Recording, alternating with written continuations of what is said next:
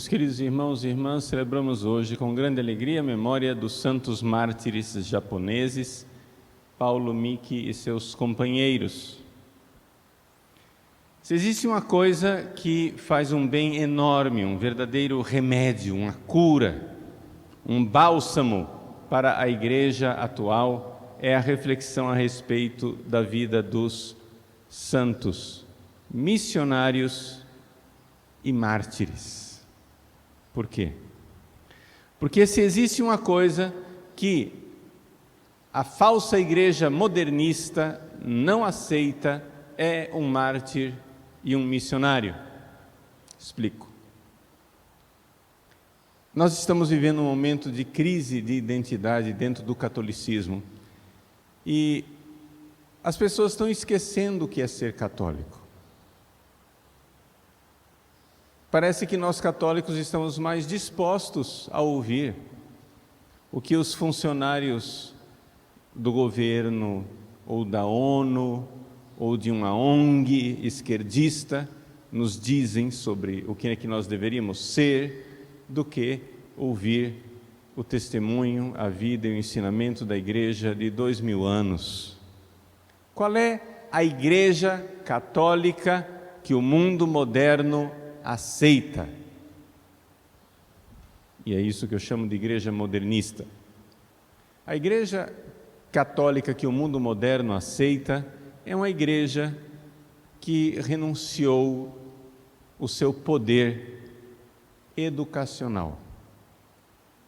Você pode ser católico, só pare de educar as pessoas. Deixe que quem vai educar as pessoas vão ser os funcionários do governo, vai ser o MEC, vai ser a ONU, vão ser os modernos, eles é que vão pôr as ideias na cabeça dos nossos filhos. Mas se você quiser agora educar os nossos filhos, nós vamos perseguir vocês.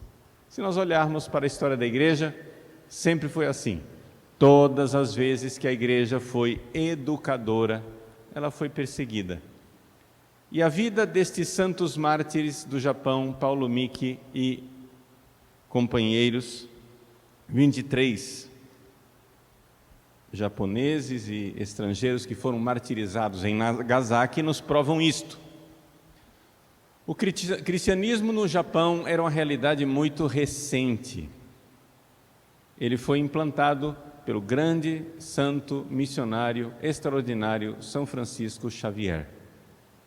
São Francisco Xavier iniciou a sua pregação e num prazo de 50 anos, só 50 anos, havia quase 500 mil de católicos no Japão. Em 50 anos, 500 mil.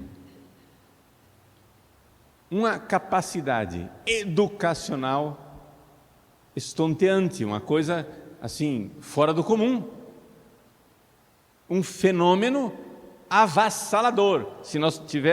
Se educação fosse marketing, nós diríamos, é um case de sucesso de marketing.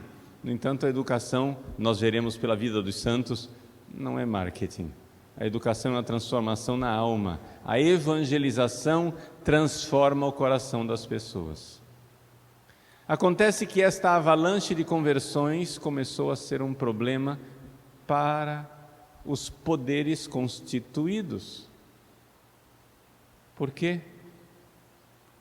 Porque os cristãos ensinam que convém antes obedecer a Deus do que aos homens. Se um funcionário do MEC vier dizer a um cristão que nós temos que obedecer ao governo que nos obriga a ensinar para as crianças ideologia de gênero, nós cristãos estamos dispostos a morrer e dizer não, se você é verdadeiro cristão. Se um funcionário da ONU vem nos dizer que para que haja paz mundial, o catolicismo tem que dizer que todas as religiões são iguais e que o importante é crer em alguma coisa, o verdadeiro católico vai dizer não, mesmo que derrame o sangue. E foi isso que Paulo Miki fez. O governo do lugar onde Paulo Miki pregava, ele, jesuíta, japonês, nascido de família católica, das primeiras famílias católicas do Japão. Ele já nasceu em berço católico, fruto da missionariedade de São Francisco Xavier. São Paulo Miki, como bom japonês, fluente na língua, começou a pregar e começou a converter milhares de pessoas. Foi aprisionado.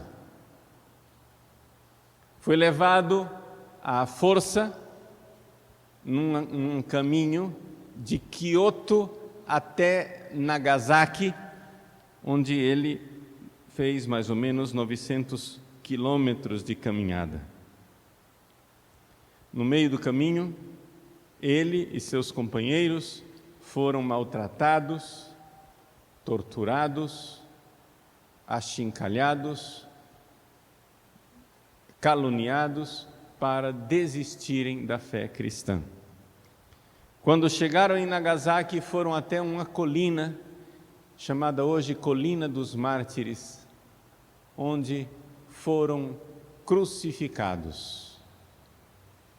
Entre eles, havia também padres franciscanos e 17 leigos, entre os quais crianças de 12, 13 anos. E Paulo Miki, do alto da cruz, como bom japonês, começou a pregar. E disse: eu sou Paulo Miki, deu seu nome inteiro. Sou japonês, como vocês. E ninguém duvida que agora que eu irei morrer, eu teria alguma razão, ninguém pensa que eu teria alguma razão para mentir. Pois eu digo a vocês, eu estou morrendo por causa da minha fé e do meu amor a nosso Senhor Jesus Cristo. E nele está a salvação, e não há outro caminho de salvação a não ser nele. E aqueles que não crerem e não aceitarem Jesus Cristo irão perecer no fogo eterno.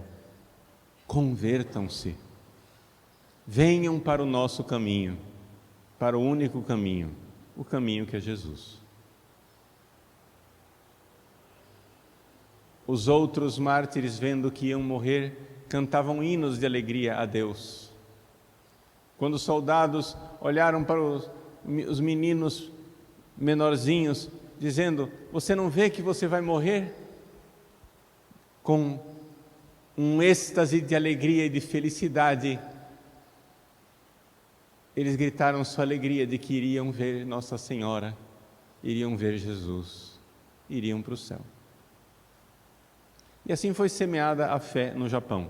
As perseguições duraram ainda um pouco, até que elas se tornaram uma perseguição total.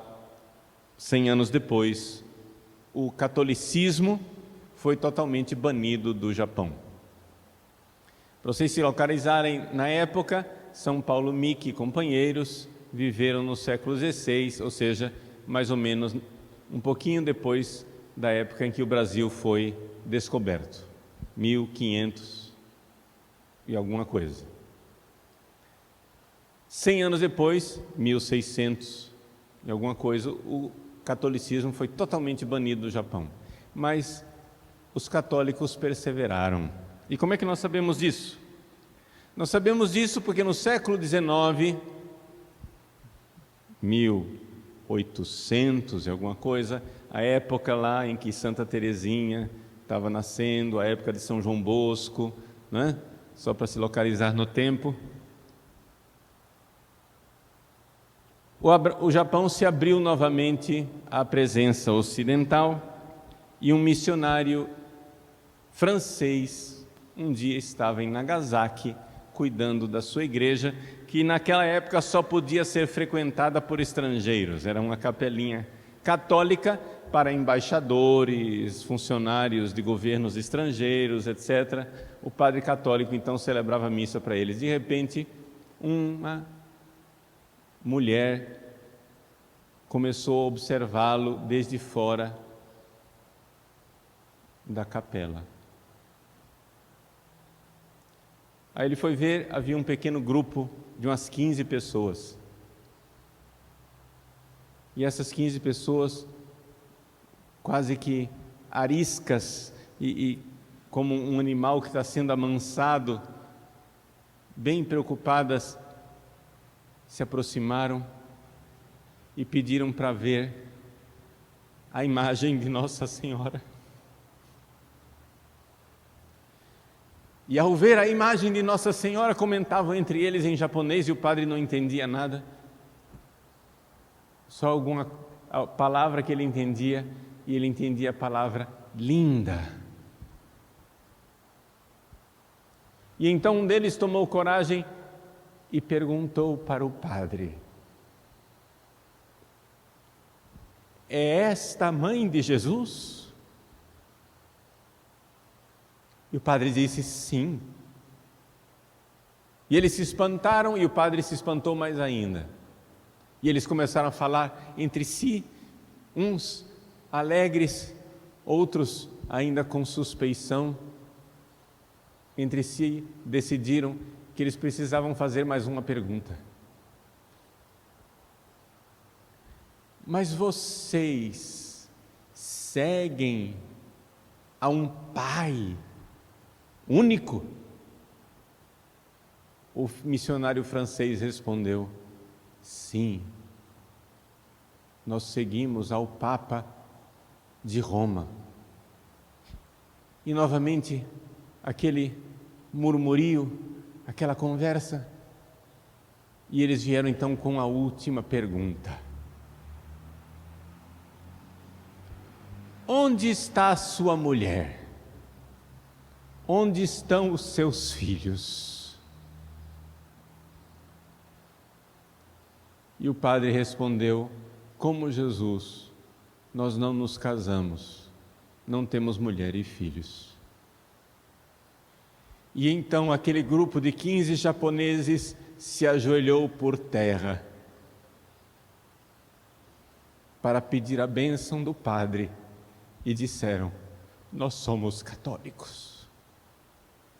Durante mais de 2 séculos, aquela comunidade católica tinha vivido sem padre, sem missa, sem confissão, sem a Eucaristia. Os únicos sacramentos que eles tinham era o batismo e o casamento, na certeza de que um dia viria um missionário que iria tirá-los da clandestinidade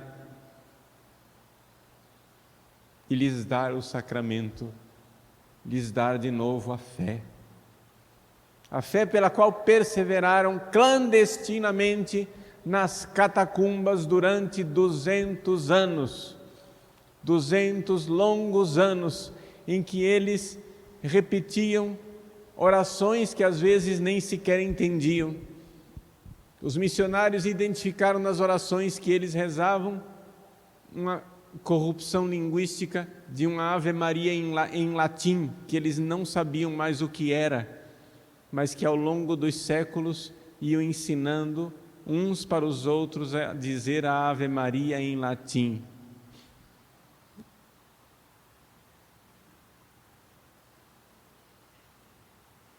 Meus queridos, esta é a Igreja de Cristo.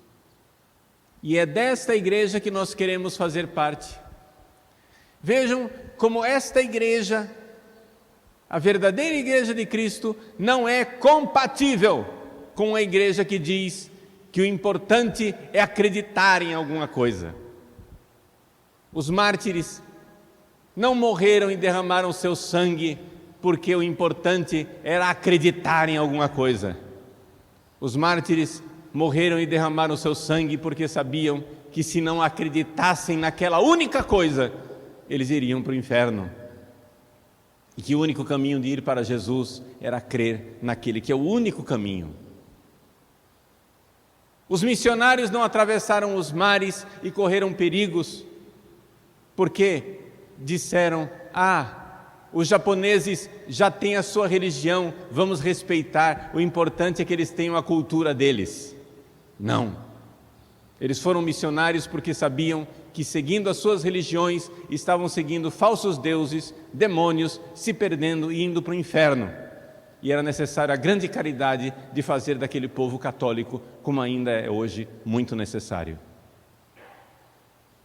Os santos missionários, antes de partirem, quando se fecharam as portas do Japão para a religião católica, ensinaram ao seu povo que viesse um missionário, para não confundir com um protestante, fizesse estas 3 perguntas: vocês veneram a mãe de Jesus? Vocês têm um Pai único que une toda a igreja? Vocês têm mulher e filhos? E diante dessas 3 perguntas, reconheceram a verdadeira Igreja Católica. Meus irmãos, essa é a nossa fé. Essa é a nossa Santa Igreja. Se poucos são os que assim creem, então, coragem, sejamos nós os missionários do século 21. E missionário quer dizer o seguinte: sim, nós queremos mudar a cabeça das pessoas. Sim, nós queremos que elas se convertam e fiquem católicas. Sim, nós queremos mudar a cabeça de protestantes, espíritas, ateus, agnósticos, shintoístas, budistas e todos quantos muçulmanos. Nós queremos que todos eles sejam profundamente católicos, seguindo a Igreja dos Santos, dos missionários e dos mártires.